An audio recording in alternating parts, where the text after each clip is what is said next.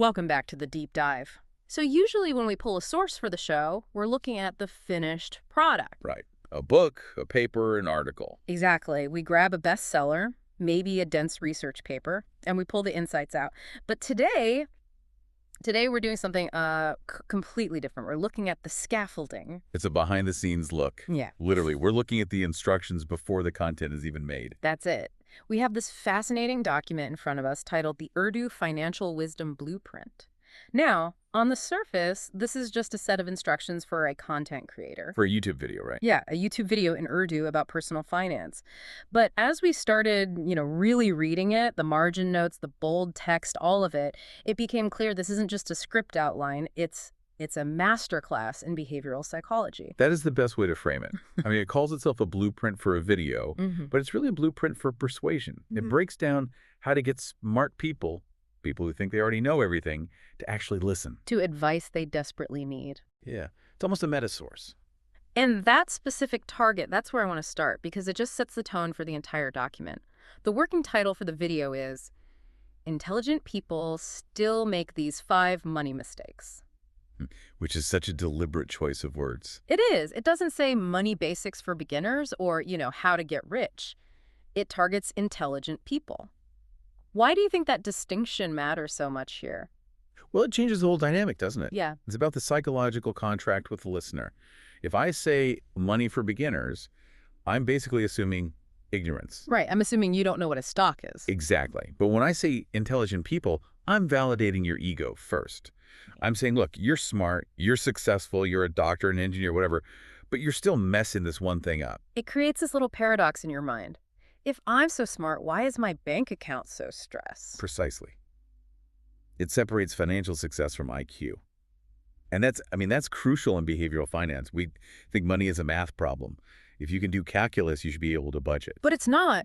It's not. This blueprint gets that. It knows money is almost entirely emotional and behavioral. Yeah. You can be a genius and still be broke if your behavior is off. So our mission today is to, reverse engineer this blueprint. We're going to look at the specific instructions it gives, from the demographics to the tone, to see what it teaches us about how we process advice. Let's get into it. Okay, first up, the demographics. The blueprint is very rigid here. It says the target audience is 35-plus age adults who want financial stability and growth. It completely ignores the 20-somethings. And that caught my eye immediately, because in YouTube finance, that 20-something demo is usually the gold mine, right? That's the get-rich-quick, crypto, day trading crowd. The whole Lamborghini in the garage thing. Yeah. But 35's a different beast. Why do you think they drew the line right there? Well, I think, socially and even biologically, 35 is often that shift. You move from the accumulation phase to the preservation phase. It's the pivot point. By 35, that reality distortion field of your 20s has worn off. You've probably made some money, sure, but you've also got liabilities. A mortgage, maybe kids, aging parent. The stakes are just infinitely higher. And notice the blueprint says stability and growth, not getting rich. That tells us the audience is operating out of a fear of loss, not just a desire for gain. Ah, loss aversion. Precisely. The psychology says the pain of losing $100 is twice as intense as the pleasure of gaining 100. This blueprint is designed to speak directly to that anxiety. So a 35-year-old isn't looking for a moonshot. No, they're looking for a safety net that actually holds. Okay, so knowing that audience, skeptical, smart, anxious 35-year-olds, how do you grab them? The blueprint has a section on the powerful hook. Strict time limit, 45 to 60 seconds. Which is an eternity in TikTok time, but it's very short for a lecture. And the instructions are fascinating. It says, start with a strong, thought-provoking introduction. Make viewers feel personally connected. Create curiosity.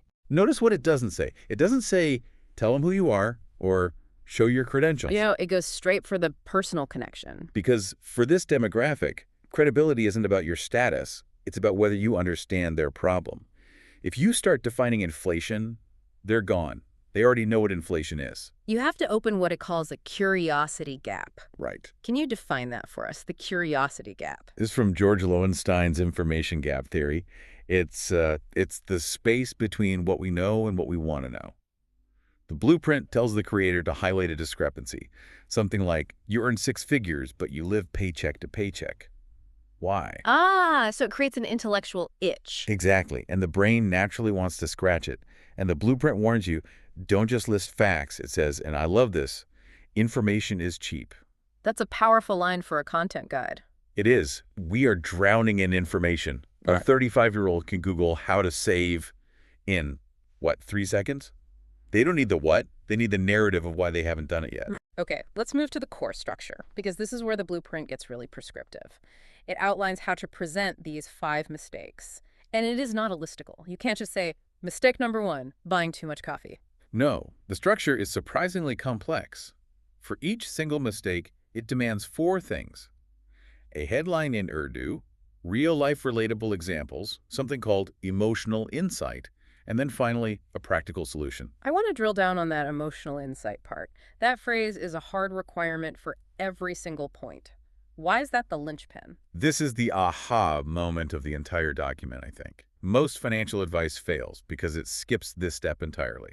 We usually go from problem you spend too much straight to solution, so stop spending. Seems logical. It is logical, but it's completely ineffective. It ignores the behavior. The emotional insight forces the creator to explain the feeling that drives the mistake. Okay, so the blueprint is just a structure. It doesn't list the mistakes. Can we try to simulate what this would look like based on that intelligent people framing?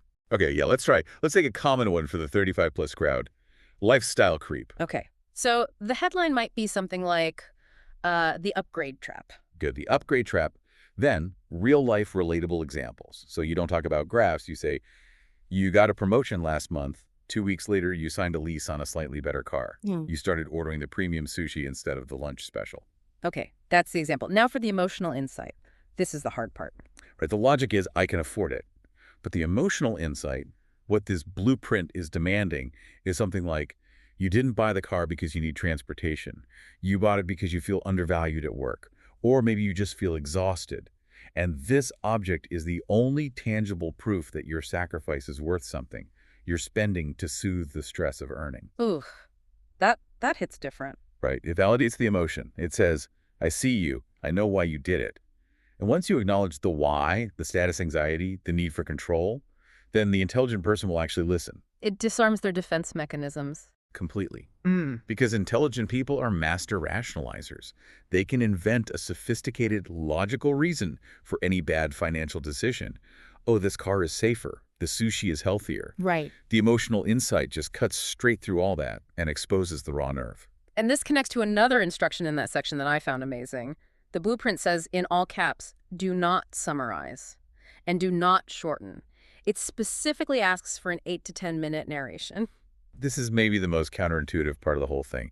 Every other guide on the internet is screaming, shorten it, make it snappy, get to the point. So why does this one demand length? Because real behavioral change requires context. You can't rewire a 35-year-old's relationship with money in a 60-second clip.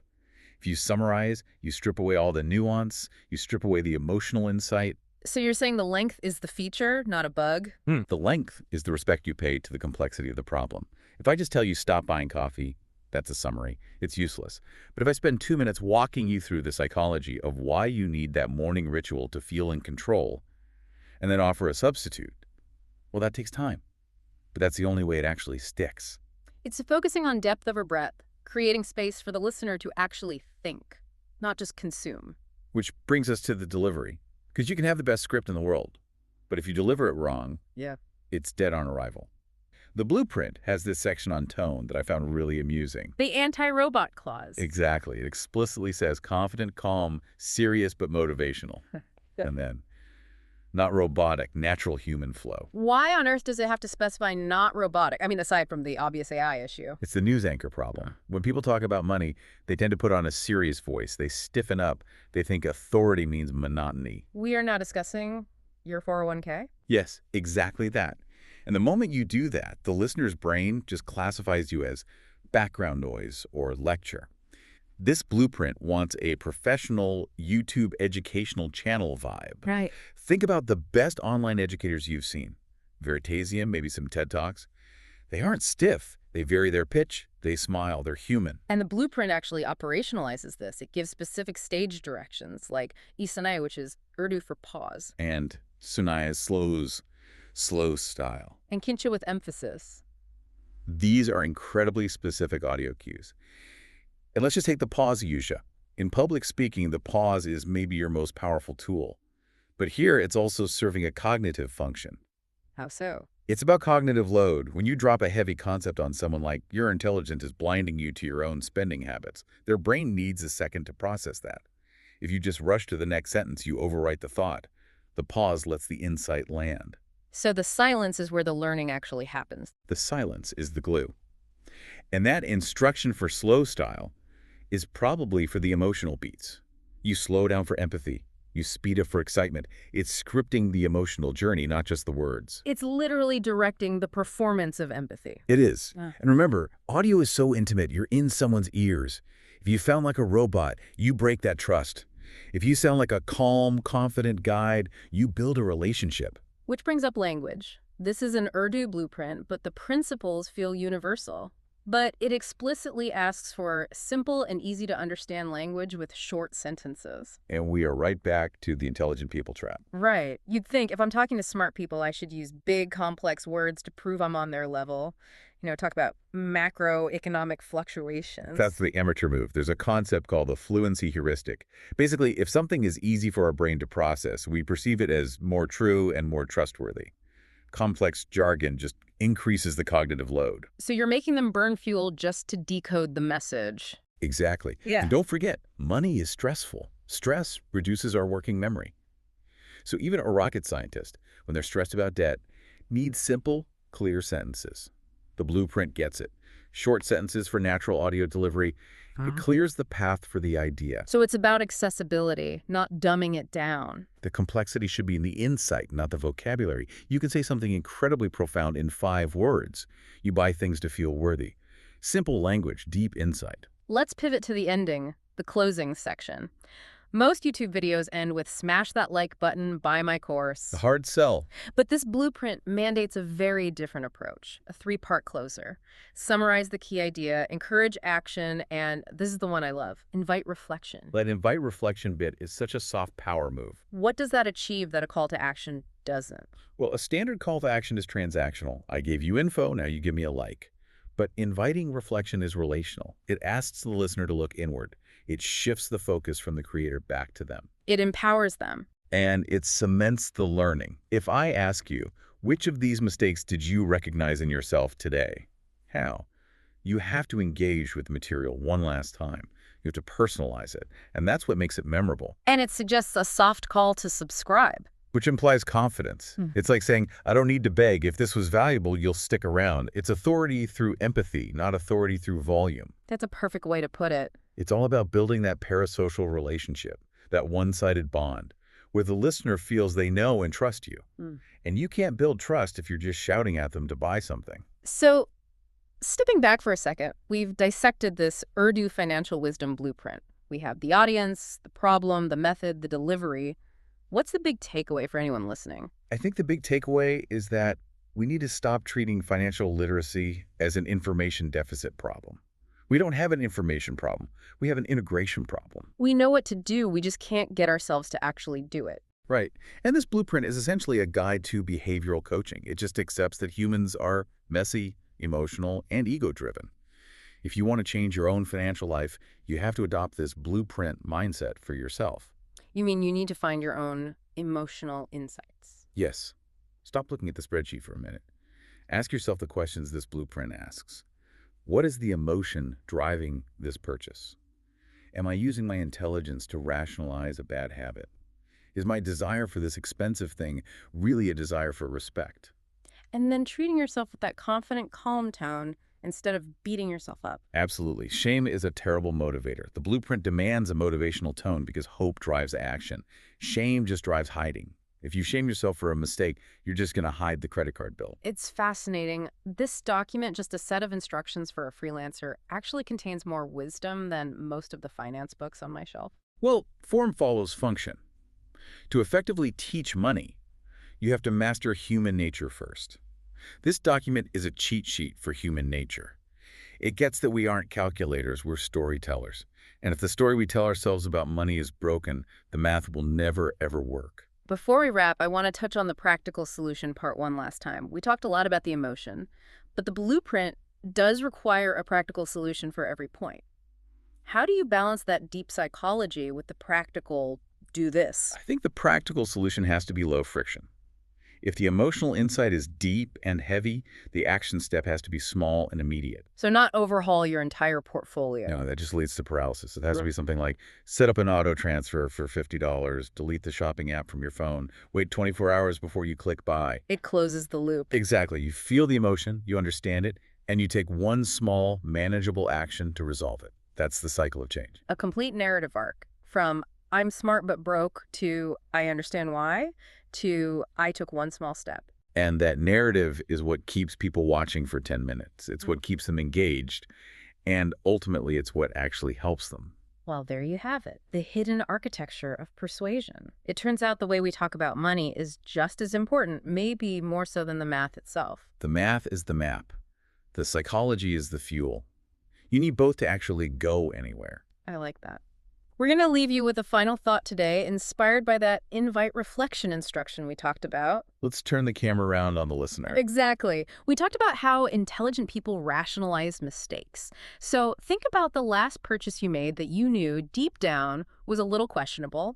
If you stripped away the logic, the it was on sale, the I deserve it, the it's an investment, what was the real emotional insight underneath? Was it boredom? Status?